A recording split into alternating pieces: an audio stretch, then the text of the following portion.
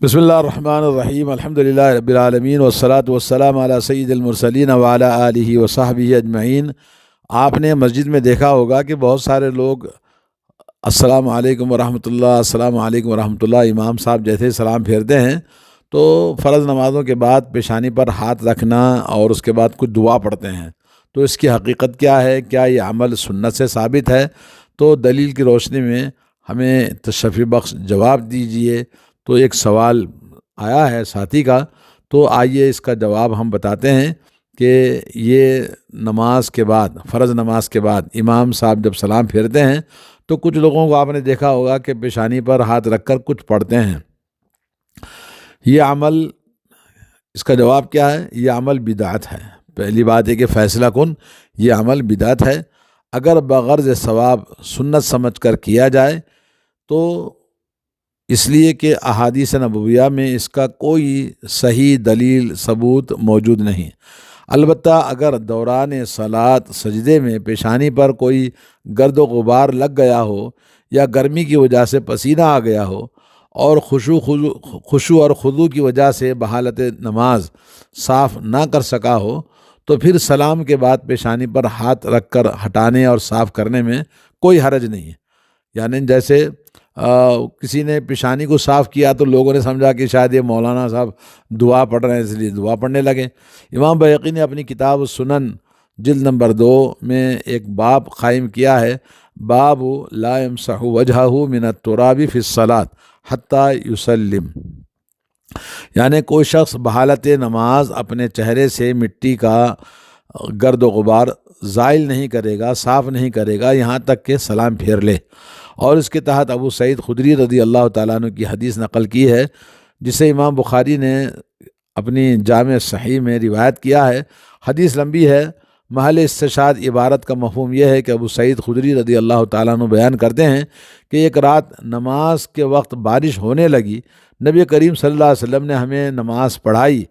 اور سلام پھیرنے کے بعد میں نے رسول اللہ صلی اللہ علیہ وسلم کی پیشانی اور ناک پر مٹی اور پانی کا اثر دیکھا۔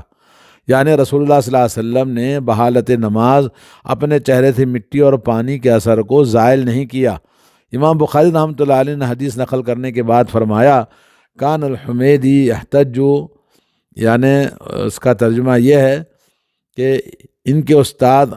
امام بخاری کے استاد الحمیدی اس حدیث سے استدلال کرتے تھے کہ کوئی شخص اپنی پیشانی کو بحالت نماز اگر کچھ لگ جائے صاف نہ کرے بلکہ اسے نماز کے بعد صاف کرے، اس لیے کہ رسول اللہ صلی اللہ علیہ وسلم کی پیشانی اور ناک پر پانی کا،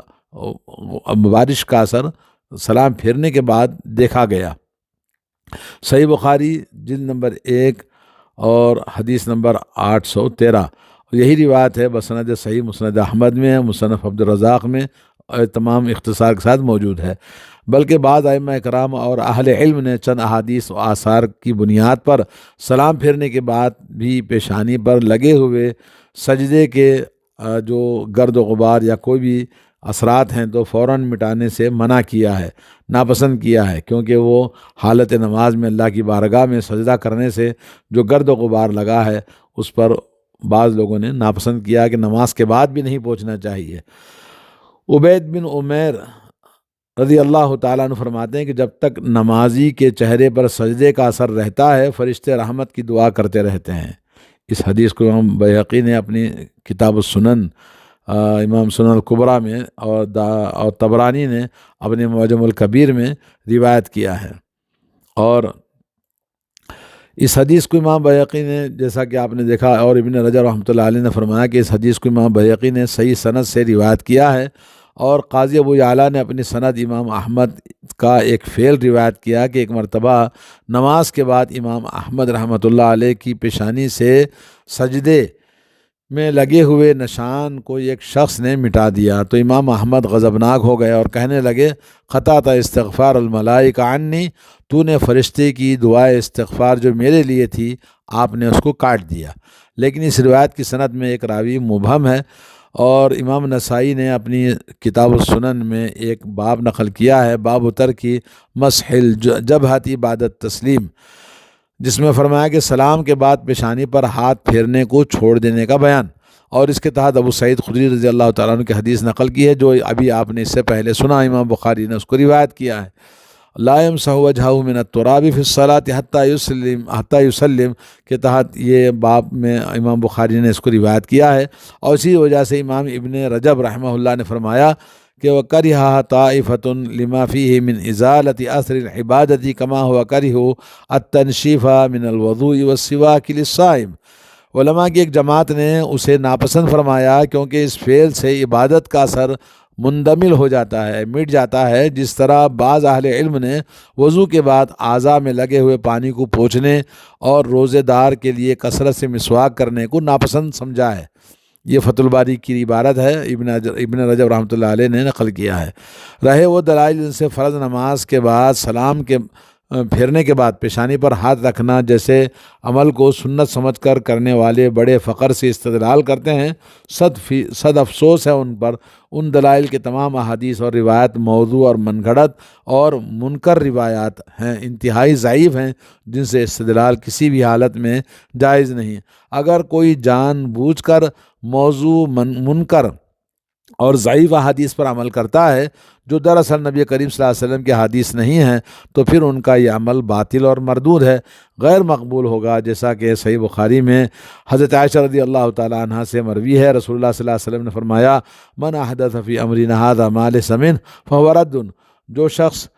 ہمارے دین میں کوئی ایسا نیا کام ایجاد کرتا ہے جو دین سے نہیں ہے، دین میں اس کا دلیل نہیں، تو وہ کام مردود اور باطل ہے۔ اور صحیح مسلم میں ایک اور روایت میں من عمل عملا لیس علیہ امرنا فہو رد۔ اگر کسی نے کوئی شخص ایسا عمل کرے جو عمل کے ہمارے دین میں دلیل اور ثبوت نہیں ہے، تو وہ کام بھی مردود اور باطل ہے۔ اور یہ صحیح مسلم کی حدیث 4590 اور صحیح بخاری کی حدیث جیسا کہ 2697 موجود ہے۔ تو دوستو مجھے اندیشہ ہے کہ کہیں وہ شخص اس وعید کی سزاوار نہ ہو جائے جس کا ذکر حدیث میں اس طرح آیا ہے۔ حضرت مغیرہ رضی اللہ تعالیٰ عنہ بیان کرتے ہیں کہ میں نے نبی کریم صلی اللہ علیہ وسلم سے فرماتے ہوئے سنا ان کذبا علی لیس کا کذب علی احد من کذب علی متعمدا فلیتبوأ مقعدہ من النار۔ صحیح بخاری کی حدیث ہے 1291 کہ میرے اوپر جھوٹ باندھنا کسی عام آدمی پر جھوٹ بولنے کی طرح نہیں ہے، کیونکہ جو شخص دانستہ میرے اوپر جھوٹ بولے گا اسے چاہیے کہ اپنا ٹھکانہ جہنم میں بنا لے۔ سلام کے بعد پیشانی پر ہاتھ رکھنے کے قائلین کی پہلی دلیل یہ ہے کہ جیسا کہ حضرت انس ابن مالک رضی اللہ تعالیٰ عنہ بیان کرتے ہیں، نبی کریم صلی اللہ علیہ وسلم جو اپنی نماز سے پوری طرح فارغ ہوتے تو اپنی پیشانی کو دائیں ہاتھ سے چھوتے اور یہ دعا پڑھتے بسم اللہ الذی لا الہ الا هو الرحمن الرحیم اذهب عنی الہم والحزن، یعنی یہ دعا پڑھتے، جیسا کہ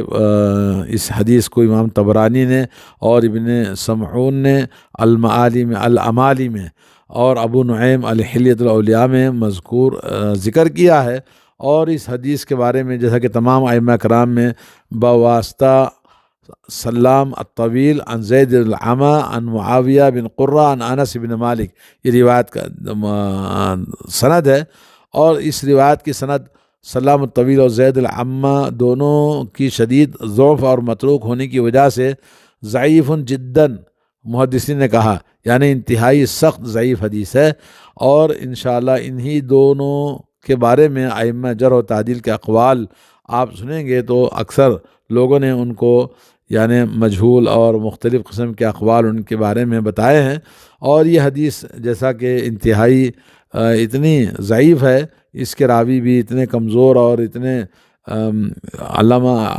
علماء جرح و تعدیل کے اقوال ہیں کہ اس حدیث کو قابل استدلال نہیں کیا جا سکتا،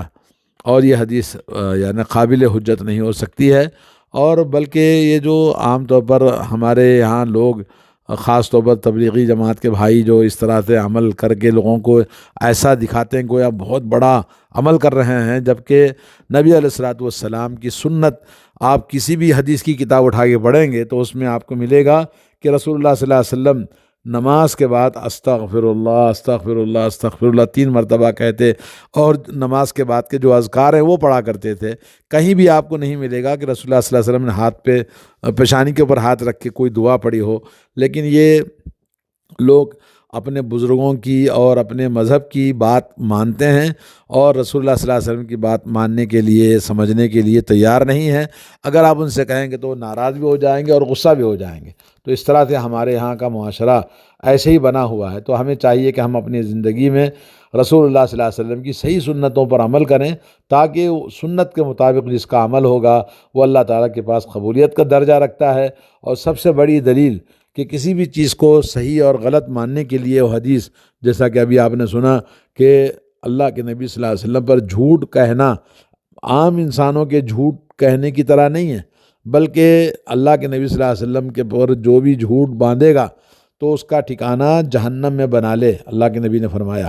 تو ہمیں چاہیے کہ ہم نبی علیہ السلام کے دین میں ایسی جھوٹی اور غلط باتوں کو صرف اس لیے کریں کہ بھئی ہمارے مذہب میں ہے، ہمارے علماء کرتے ہیں، ہمارے مفتی صاحب کرتے ہیں، ہمارے مولانا کرتے ہیں، تو ان سے آپ دلیل پوچھیں، کوئی کون سی حدیث میں، کون سی کتاب کے اندر ہے، تو کہاں سے زمین کھود کے نکالتے ہیں، کہاں آسمان سے توڑ کے لاتے ہیں ایسی چیزوں کو جو صحیح سنتوں کو چھوڑ کر ان سنتوں پہ عمل کرنے کو فخر کرتے ہیں۔ اللہ